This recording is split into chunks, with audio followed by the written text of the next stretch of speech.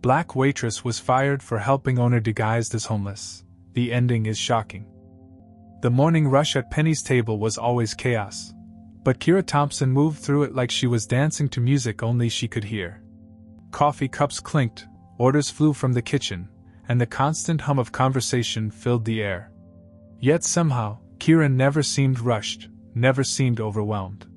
Table 6 needs their check, and Table 12 is still waiting for their pancakes, called out Miguel from behind the counter, sweat beading on his forehead as he juggled 3 different orders. Got it, Kira replied, already moving toward Table 6 with a warm smile. The elderly couple there had been coming in every Tuesday for 3 years.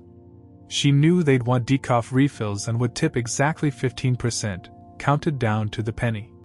Thank you, sweetheart, Mrs. Henderson said, patting Kira's hand gently. You always take such good care of us. Kira's smile was genuine.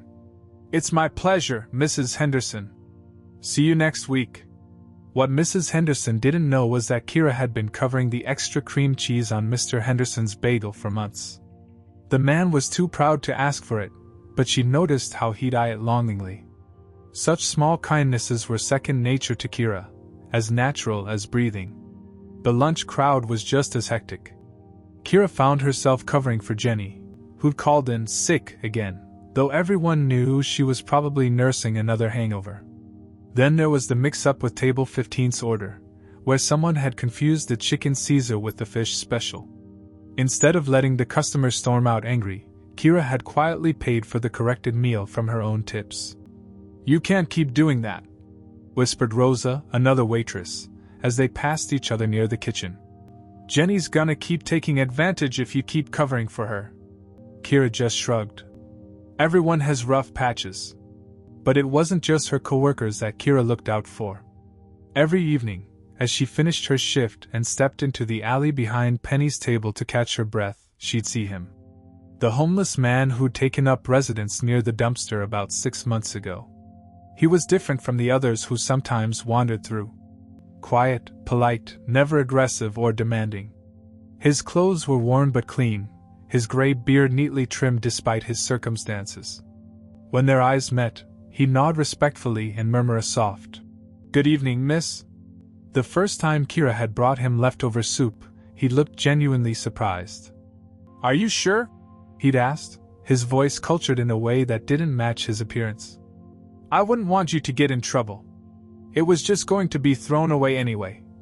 Kira had lied smoothly. The soup had actually been her own dinner, but something about his gentle demeanor had moved her. Now, 3 months later, it had become routine.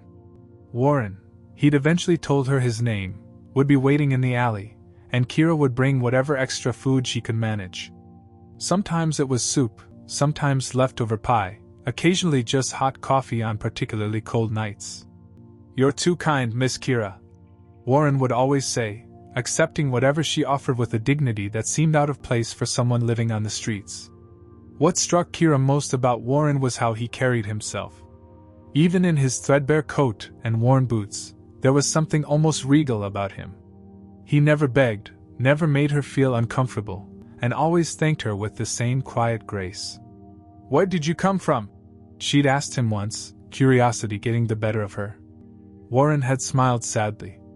"Sometimes life takes you places you never expected to go, Miss Kira. The important thing is remembering who you are when you get there." Other staff members had noticed Warren too, but their reactions were vastly different. Tommy, one of the line cooks, would bang pots loudly when he saw Warren through the kitchen window, muttering about bums cluttering up the place. Sarah, the day shift manager, had complained to corporate about loiterers affecting the restaurant's image.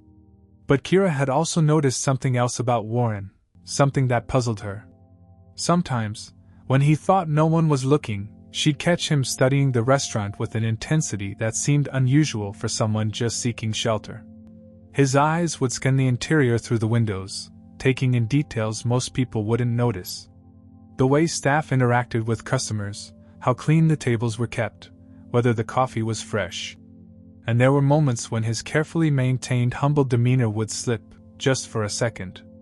Like when Tommy had been particularly loud about his complaints, and Warren's jaw had tightened with what looked like barely controlled anger.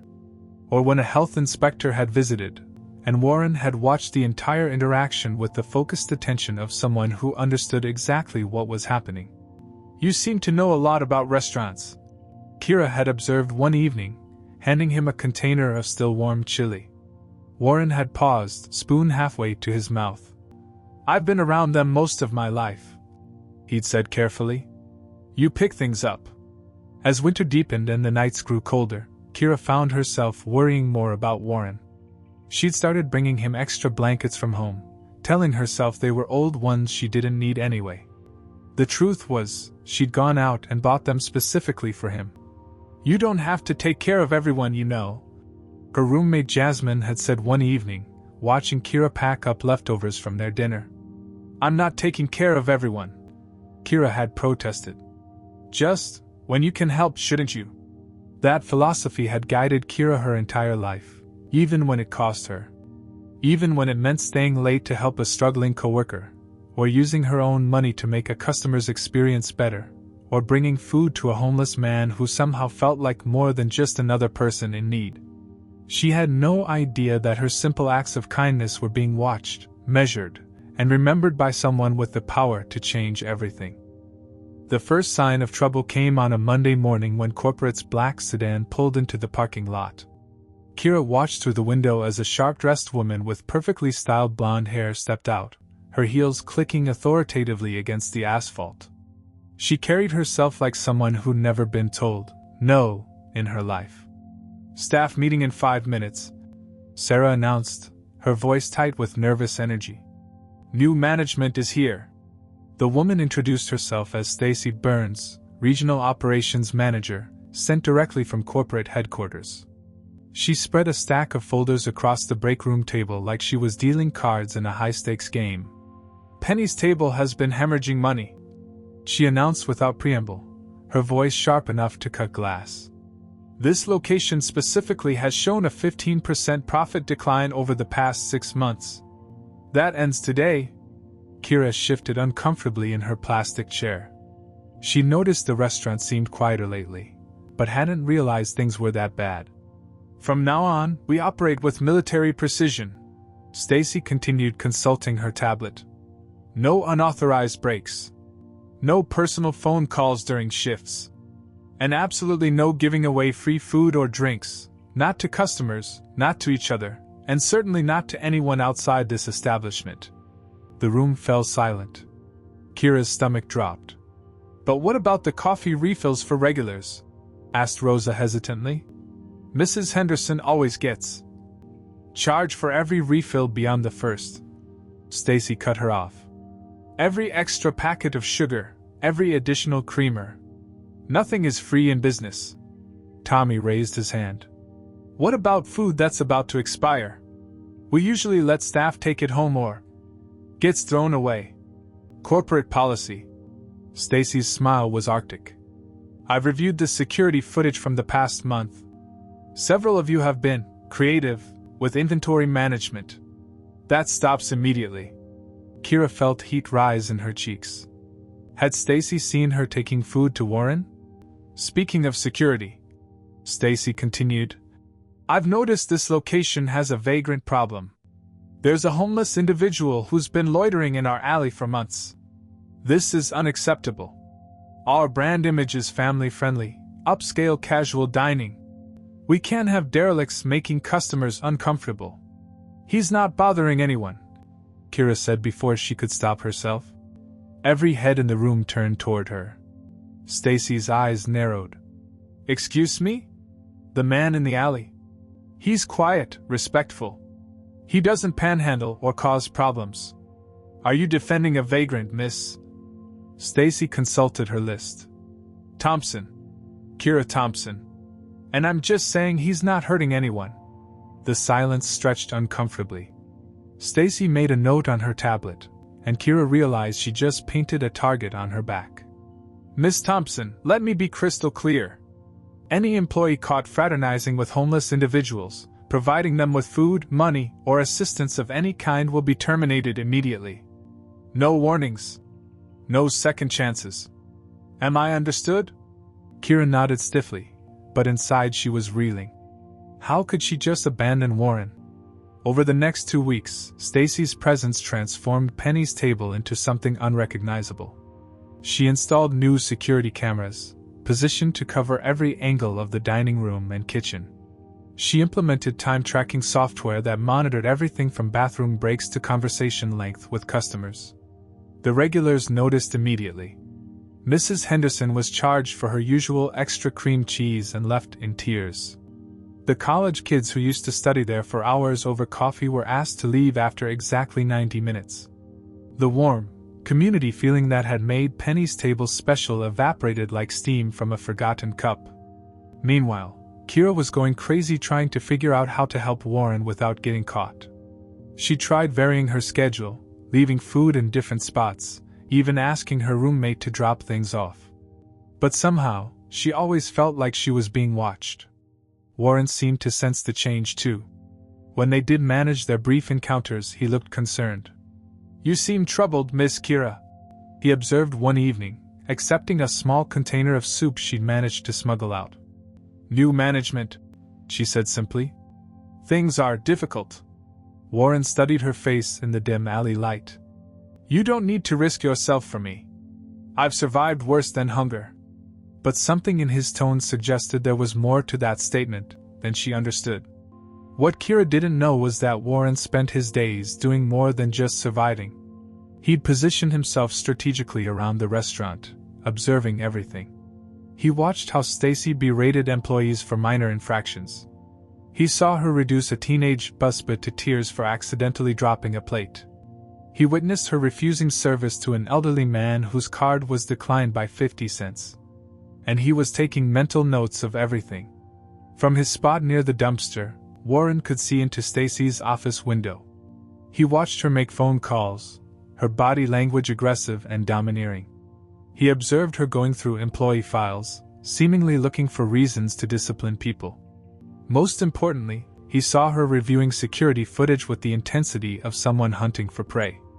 One night, as Warren settled into his usual spot, he overheard a conversation between two line cooks taking a smoke break. "She's gonna fire someone soon," one was saying. "You can tell. She's got that look, like a cat watching a mouse hole." "My money's on Kira," the other replied. "Burns has had it out for her since day one. Just waiting for an excuse." Warren's hands clenched into fists. In the darkness, his expression hardened into something that would have surprised anyone who thought they knew the gentle homeless man. It was time to test just how far Stacy Burns would go to enforce her heartless rules. And Kira Thompson, without knowing it, was about to become the catalyst for a reckoning that would shake Penny's table to its very foundation. The snowfall that Thursday evening was the heaviest of the winter. Kira watched through the kitchen window as fat flakes danced under the streetlights, already covering Warren's usual spot in the alley. The temperature had dropped to near freezing, and she couldn't stop thinking about him out there in the cold. The dinner shift had been brutal. Stacy had spent the entire evening prowling the floor like a predator, timing bathroom breaks and scrutinizing every interaction. She'd written up Miguel for taking 30 seconds too long on his break and docked Rose's pay for allegedly giving a customer too many napkins. By closing time, Kira's nerves were frayed. As she finished wiping down her last table, she noticed there was still a full pot of vegetable soup in the kitchen that would have to be thrown away according to Stacy's new waste policies. The thought of that warm soup going into the dumpster, while Warren shivered outside, made her stomach turn. "I'm heading out," called Tommy, already grabbing his coat. The kitchen crew had learned to disappear quickly once their shifts ended, avoiding any chance of extra duties. "See you tomorrow," Kira replied, her mind already made up. She waited until the restaurant was empty except for the cleaning crew, then carefully ladled the soup into a large to-go container. Her hands shook slightly as she added a packet of crackers and a dinner roll. Every camera in the place felt like an accusation, but she couldn't just walk away. Not tonight. Not in this weather. The alley was darker than usual, the security light flickering intermittently. Kira found Warren huddled against the building, wrapped in the blankets she'd brought him weeks ago. Ice crystals had formed in his beard, and his lips had a bluish tint. "Warren," she whispered, kneeling beside him. "I brought you something warm." His eyes opened slowly, and she saw how badly he was shivering. "Miss Kira, you shouldn't. It's too dangerous for you now." "Drink this," she insisted, pressing the container into his frozen hands. "You need to warm up." As Warren sipped the soup gratefully, Kira pulled off her own scarf and wrapped it around his neck. The wind whipped through the alley, and she could see her breath in puffs of white vapor. "You're an angel," Warren murmured, his voice thick with emotion. "I don't know what I did to deserve your kindness." "Everyone deserves kindness," Kira replied simply, though her teeth were starting to chatter without her scarf. What neither of them saw was the figure sitting in the dark sedan parked across the street. Stacy Burns had been conducting random surveillance checks on her employees, and tonight she'd hit the jackpot. Through her telephoto camera lens, she captured clear shots of Kira handing over the food container, wrapping her scarf around Warren, and sitting with him in the alley. "Got you," Stacy whispered triumphantly, reviewing the photos on her camera's display. The next morning, Kira arrived at work with a sense of dread she couldn't shake. The other employees seemed unusually quiet, avoiding eye contact as she hung up her coat. Rosa gave her a sympathetic look but said nothing. "Thompson. My office. Now." Stacy's voice cut through the pre-shift bustle like a knife.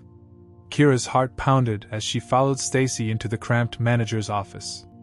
The walls seemed to close in as Stacy settled behind her desk with the satisfaction of a cat who'd cornered a mouse. "Sit down," Stacy commanded, not looking up from a manila folder thick with papers. The silence stretched until Kira felt like screaming. Finally, Stacy opened the folder and spread several photographs across the desk. Kira's blood turned to ice as she saw herself in the alley with Warren, clear as day. "Care to explain these?" Stacy's voice was deceptively calm. Kira started, but Stacy held up a hand. "Let me tell you what these photos show. They show an employee stealing company property. That soup cost us $3.40 to make. They show fraternization with a vagrant despite explicit instructions not to. And they show complete disregard for company policy and my direct orders." Kira's mouth went dry. He was freezing. It was just soup that would have been thrown away anyway. "That's not your decision to make." Stacy's mask of composure slipped, revealing the venom underneath. "You directly defied me. You stole from this company. And you compromised our brand image by associating with street trash."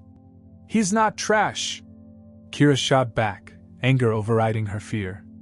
"He's a human being who needed help. He's a liability, and so are you." Stacy pulled out a pre-written termination letter. "Your employment with Penny's Table is terminated effective immediately. Security violations, theft, and insubordination. You have 15 minutes to collect your personal belongings and leave the premises." The room spun. Kira stared at the letter, the words blurring together. "You can't fire me for helping someone. I can and I am.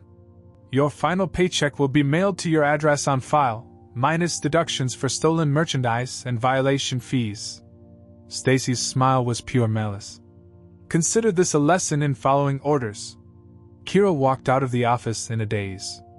The dining room fell silent as she passed through, every eye on her. Some faces showed genuine sympathy, others reflected relief that they weren't in her position. Sarah, the day manager, couldn't meet her gaze. "I'm sorry, Kira," Rosa whispered as she passed the Waitress station. "This isn't right." But nobody spoke up. Nobody protested. They all just watched as Kira gathered her few personal items from her locker and walked toward the exit, her head held high despite the humiliation burning in her chest. As she pushed through the front door, Kira caught a glimpse of Warren standing at the mouth of the alley. He'd witnessed the whole thing through the windows. Their eyes met for just a moment, and she saw something in his expression that she'd never seen before, a cold, calculating anger that seemed completely at odds with the gentle homeless man she'd been helping. Then he turned and walked away, disappearing around the corner without a word.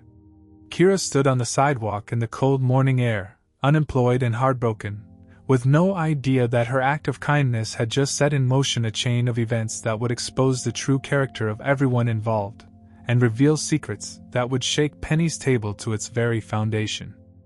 7 days after Kira's termination, Stacy Burns was having the best week of her career. Corporate had called twice to commend her decisive leadership and cost-cutting measures. The restaurant's daily waste had dropped to nearly zero, overtime hours were eliminated, and employee productivity was up 12% according to her metrics. She was reviewing quarterly projections when her assistant knocked on the office door. "Ms. Burns? This just came by courier. They said it was urgent and required your immediate attention." The young woman handed over a thick manila envelope marked with the corporate legal department's seal. Stacy frowned. Legal communications usually came through email or the regular mail system. Courier delivery meant something serious. She dismissed her assistant and tore open the envelope. The letterhead made her stomach drop: Winston, Keller and Associates Corporate Law. These weren't the usual corporate lawyers. This was the firm that had handled Penny's Table's original incorporation decades ago. Confidential legal notice ownership and operations review. "Ms. Burns, this office has been retained to invoke Section 47C of the Penny's Table Founding Charter, commonly referred to as the Loyalty Clause. This provision, established by founder Warren Ellis in 1987, allows for anonymous integrity testing of any franchise location." Stacy's hands began to shake. Warren Ellis. She'd heard that name whispered in corporate circles, the mysterious founder who'd built Penny's Table from a single location into a regional chain before disappearing from public view nearly a decade ago. Most people assumed he has passed. The integrity test was conducted over a period of 6 months at your location. An individual acting as our client's representative observed staff interactions, management decisions, and adherence to the company's core values of community service and human dignity. The words swam before Stacy's eyes. 6 months. Someone had been watching for 6 months. During this observation period, the representative witnessed discriminatory treatment based on social status, violation of core company values regarding community service, unjust termination of an employee demonstrating exemplary character management behavior inconsistent with Penny's Table's founding principles. Stacy's coffee mug slipped from her numb fingers, shattering on the floor and sending hot liquid splashing across her shoes. She barely noticed. Per Section 47C, any employee terminated during the integrity test period for reasons deemed unjust by the observer must be reinstated with full compensation and benefits. Additionally, management found to be in violation of core company principles may be subject to immediate contract termination. You are required to appear at the corporate headquarters tomorrow at 10 a.m. for a formal review. Failure to appear will result in automatic forfeiture of your position and potential legal action for breach of contract. The identity of our client's representative will be revealed at that time. Respectfully, Margaret Winston, Senior Partner. The letter slipped from Stacy's hands and fluttered to the floor. Her mind raced frantically. 6 months of observation. The homeless man. He'd been there for exactly 6 months, arriving right around the time she'd been assigned to this location. But that was impossible. Warren Ellis was supposed to be some kind of business genius, not a vagrant living in an alley. The homeless man was just homeless. Wasn't he? Stacy scrambled for her phone and called her assistant. "I need you to pull all the security footage from the past 6 months. Everything.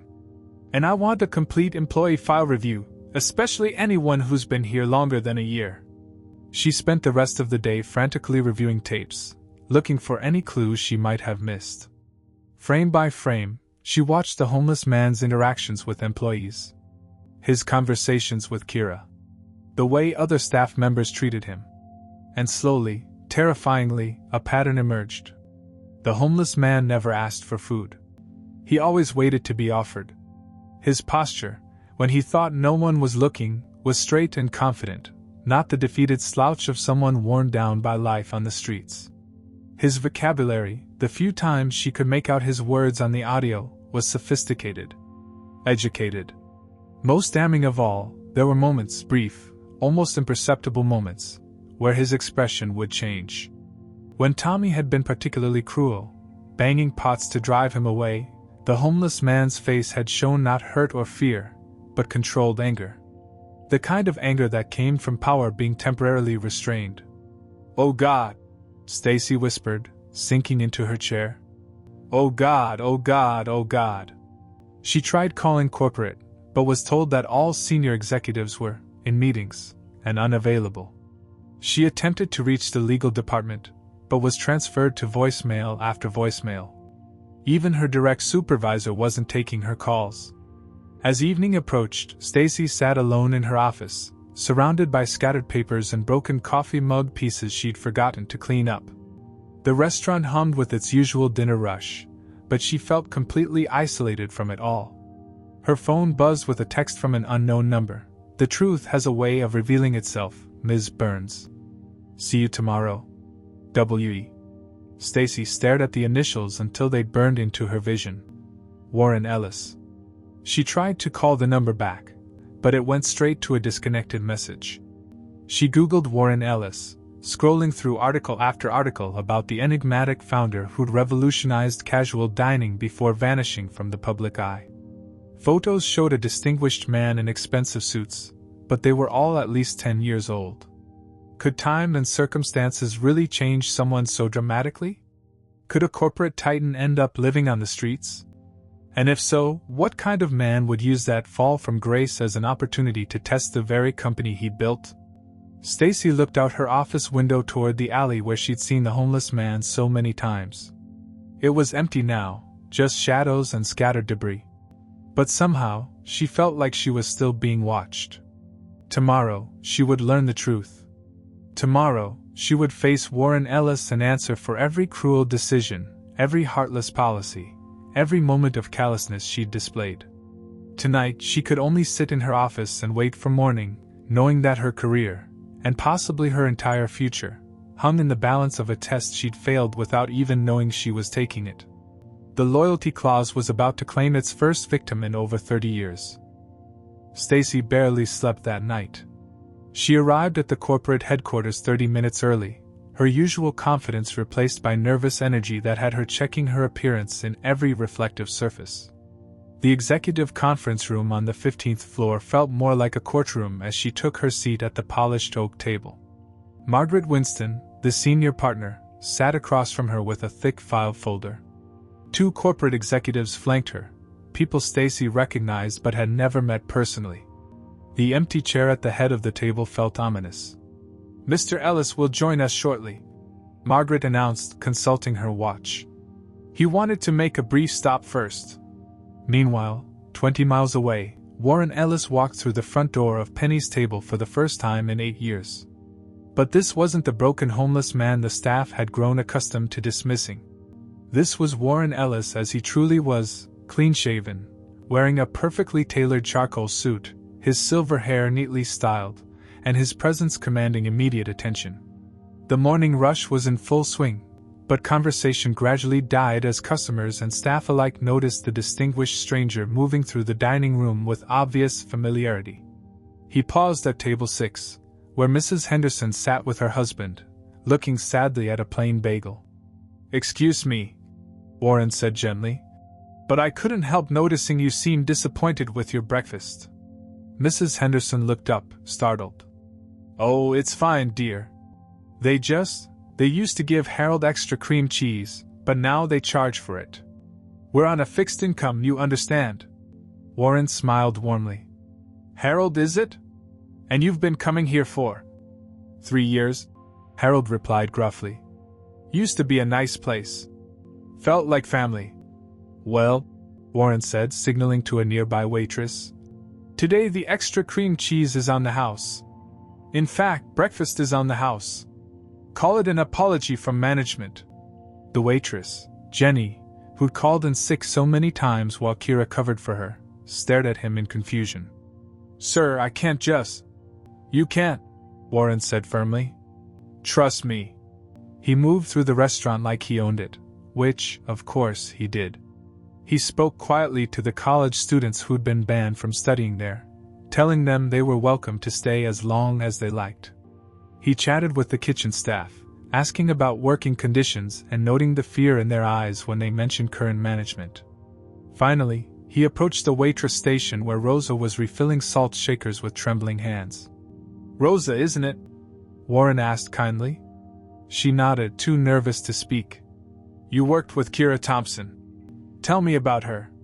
She was the best of us," Rosa whispered, glancing around nervously. "Always helping everyone. Customers loved her. She'd cover shifts, pay for mistakes out of her own pocket, bring food to." Rosa's eyes widened as recognition dawned. "Oh my God! You're him. The homeless man." Warren nodded solemnly. "I'm also Warren Ellis, founder of Penny's Table." Rosa's salt shaker clattered to the floor. Across the dining room, conversation stopped as other employees overheard. Tommy peered out from the kitchen, his face pale as he recognized the man he'd tormented with loud pot banging. "Where is Ms. Burns?" Warren asked quietly. "Corporate headquarters," Sarah, the day manager, stammered. "She had some meeting today." Warren's smile was enigmatic. "Yes. She certainly does." Back at corporate headquarters, Stacy was growing more agitated by the minute. "How long are we supposed to wait? I have a restaurant to run." "Actually," Margaret Winston said, consulting her phone, "you don't.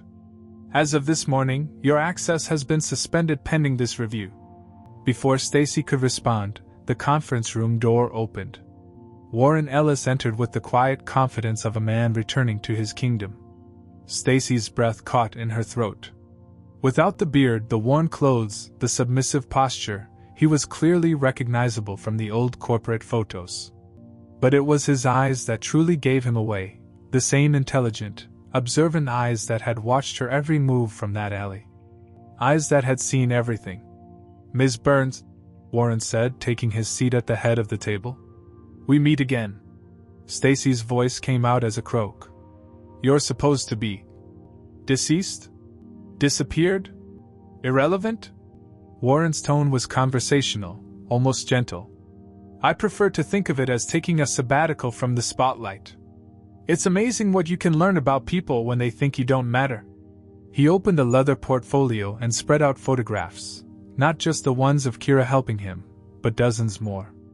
Images of Stacy berating employees, of Tommy's cruelty, of customers being mistreated, of the systematic dismantling of everything Warren had built his company to represent. 6 months, Warren continued. 6 months I spent watching you transform my restaurant into something I barely recognized. You know what struck me most? It wasn't the profit margins or the efficiency reports. It was the fear. You created an environment where kindness was punishable and cruelty was rewarded.